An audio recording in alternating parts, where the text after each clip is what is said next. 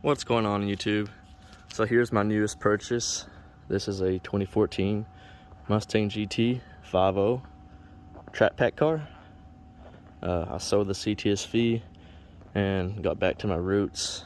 I always seem to jump back into Mustangs. And plus I wanted back in a manual car too. The automatic life just is super boring. Anyways, some of the basics about this car. Like I said, it's a Trap Pack car, so it has the Brembo front brakes. It has better suspension than the regular GTs. It has a California Special rear wing, and it has track apps. But the really cool thing about this car is that it has the premium Recaro seats in it, which are the leather racing seats, which they're pretty nice. I do like that a lot. The previous owner put these pretty cool Coyote cartoon badges on the car, so that's pretty cool. I like how they're kind of blacked out. And I recently just put those headlight covers on the car. Gives it that complete murdered out look. He's got the GT500 front upper and lower grills and the GT500 style lower lip. I think they're all Cervini. The wheels, they're drag wheels, but what model they are I have no clue. They're 19s, and I think they're a staggered setup because that's 255s up front and they're slightly stretched, and we have 305s in the rear and they are kind of bulging. So I would like to go 20s on this car because I want to fill in that gap in the rear. This thing has BMR lowering springs and Coney struts, and don't hold this to me, but I think he said it had J and M front camber plates, adjustable camber plates, and it has a BMR adjustable panhard bar in the rear. And we'll hop down here and we'll check out the exhaust. It's got the MBRP race exhaust. I don't know if you can see that panhard bar or not, but as you can see, it's catless. And of course, Trap Pack has the Boss 302 rear diff cover, 373 gears, and the carbon clutch packs. So it's a pretty tough unit back there. Let me just go ahead and pop the hood. That's the best part because I've kept that a secret so far. So underneath the hood we have an Elderbrock E-Force. This is the Stage 2 kit, which has the 325 upper pulley, 50-pound injectors. All this stuff comes with the kit. I don't know what kind of intake this is. I don't know who they source their filters from, but it looks kind of like a K&N. And then we have the BMR strut bar, and we have BBK long tube headers. The car was originally tuned by Pro Dyno in South Carolina. I'm actually having the car retuned by VMP because I do not like some of the drivability issues with the Pro Dyno tune. If any of you guys are familiar with like part throttle boost issues on a turbo car, that's exactly what it feels like in this car. I don't know how to explain it, but it's pretty much either you drive it real lightly or wide open throttle. The in between, like part throttle, will surge a little bit.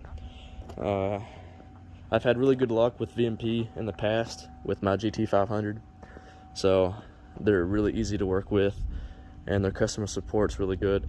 I try not to knock anybody, but Dan just really hasn't been that helpful with this car. Maybe it's because I'm not the actual like owner of the car when he tuned it, but he's just kind of told me like he can't do anything about it unless I bring the car to him, which is 4 hours away, and I would just rather remote tune. I mean, it is 2022 now, so I would like to do everything over the internet at the convenience of my own time. And you know, I've already invested quite a bit of money into this car, not just the original purchase price, but I'll get into some other things in a minute about what I've had to dump into this car so far. And if you guys know how much a VMP level 3 tune is, it's pretty expensive. So it kind of sucks that Dan wouldn't help me out, and I had to shell out an additional $600 just to try to get this thing running the way I want it to. But I mean, the car runs great as long as you're not like part throttle, like half throttle and 3/4 throttle. It wants to kind of surge a little bit. It just bucks. It's really weird. But I'm gonna shut the hood and just get like the whole car in frame. So when I first bought the car, the previous owner, he loved automatic car washes. So this car was covered in swirls. And it took about 3 days to get this thing kind of compounded down, polished out, and fixed up as much as me and my buddy could put into it. And I mean, the car looks way better. As you can see, it's super reflective. The black is really deep now, and it reflects everything like a mirror. It reminds me a lot of my old Raven Black CTSV. The black just looks really good, but that took a lot of effort and man hours to get this thing polished out. It's not perfect, but it does look a lot better than it did. And then I had to replace the battery because the battery that he left in the car was pretty garbage. So I bought an AMG battery, and that was a pretty penny. This car kept going into theft mode, and I could not figure out why. And the previous owner, he finally shipped me a second key, but he only gave me one key when I bought the car because he couldn't find the second one. And every time, like, I could drive the car, and sometimes it would fire right up and be fine, and then other times it would go into theft mode and the car would not start. And I tried everything. I tried the key jingle, walking out of the car, hitting the panic button, disconnecting the battery, yada yada, all that stuff. And I got to the point where nothing worked anymore. The car would not start. So I got a mobile locksmith, Kenny Z Locksmith. So if you guys are local to the Tri-Cities and Kingsport and that surrounding area, I definitely recommend him. He came, hooked me up. He told me that the transponder inside the remote itself, not the remote, but the actual key itself, went bad. And he said that they are glass capsules, and if you drop the key, they can break, and once they break, it's done. The car won't start, and that's exactly what happened. So he gave me 2 keys, fixed that issue, so now the car fires up. I have 2 spares. I could use the 3rd key, the bad one, like to manually unlock the door, but you cannot start the car with it. So I got all that situated, and this car looks really good through the viewfinder. It's just so nice and deep. The black just looks really good. So yeah, hopefully whenever VMP hooks me up with a tune or the base file, I can start data logging this thing and get it running perfect. The only thing that's going to suck is that I'm going to have a check engine light for the rear O2 sensors. So I'm going to buy some angled little tiny, like, they call them O2 defowlers, but they have miniature catalytic converters inside of them. So I'm hoping I can run those and get rid of the check engine light, because I cannot stand lights on my dash whatsoever. And plus, like, you're going to be seeing that light all the time, and it could actually, like, mask, like, another issue that you could have that could pop up, because your O2 lights are always going to be thrown, and then you could have, like, let's say a throttle body or a fuel injector issue, and you wouldn't know about it because you're just used to looking at a check engine light. Well, that's the way I look at it anyway. So I'm hoping that the little tiny defowlers with the mini cats will solve the rear O2 sensor issues, unless VMP gives me a nice little tune with them turned off. That would be great. So that's pretty much it right here. It's a pretty good car. Like I said, the only issue is just part throttle, and of course the battery and the keys, and then of course dumping the money into the new tune. So I'm thinking maybe later down the road I may put 20s on this car. I do like the style of these wheels. They remind me of like the SVE style. They look really good. I think these and 20s and black chrome would look sick on this car.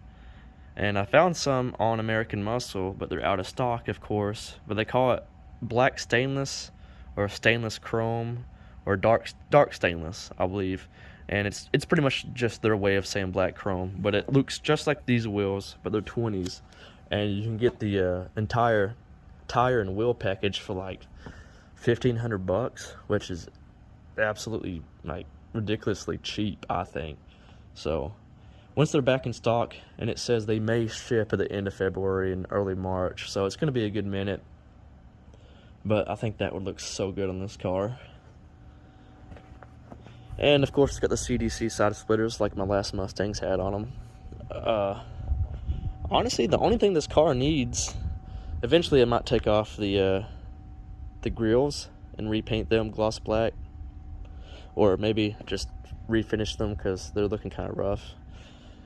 They look rough compared to like the newly polished paint. So, and there's some smudging in the paint that I can see right now because I threw some quick detailer on it because it's really salty out. This is like the first day with the sun out in a long time, so I really wanted to get the car cleaned up, make a cool video of it, shined up for the most part. But the 305s look really good, meaty, but they don't hook for shit, not with the Supercharger. I hate G2s. When I first bought the car, when I was driving it home in 4th gear, I figured, hell, it should hook in 4th at 80 miles per hour, and hell no, it broke loose. So these tires have to go. This thing needs some sticky tires. And the only thing that sucks about the American Muscle tire package is that the widest rear tire you can get is a 275, which is pretty stupid.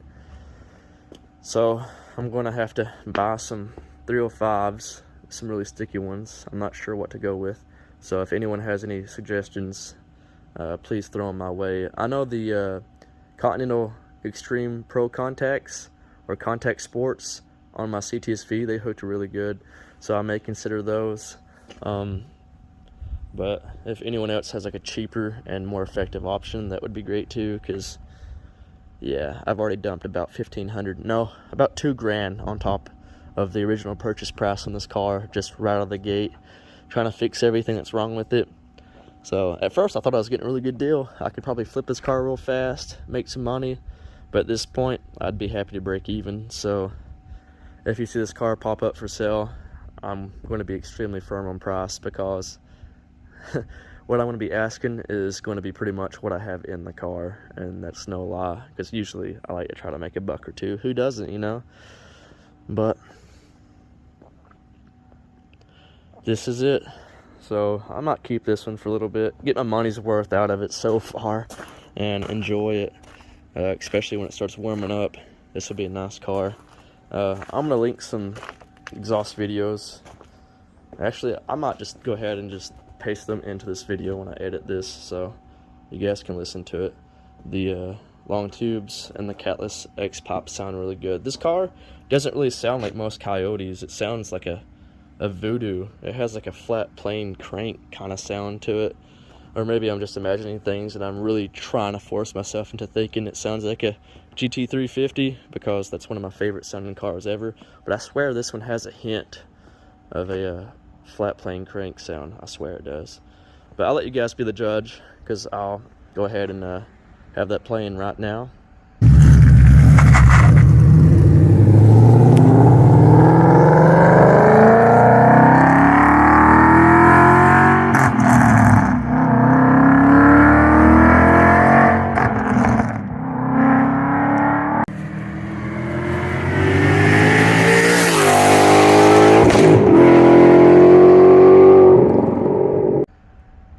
And anyways, like always, thanks for watching, and stay tuned, and I guess we'll see where things go with this car.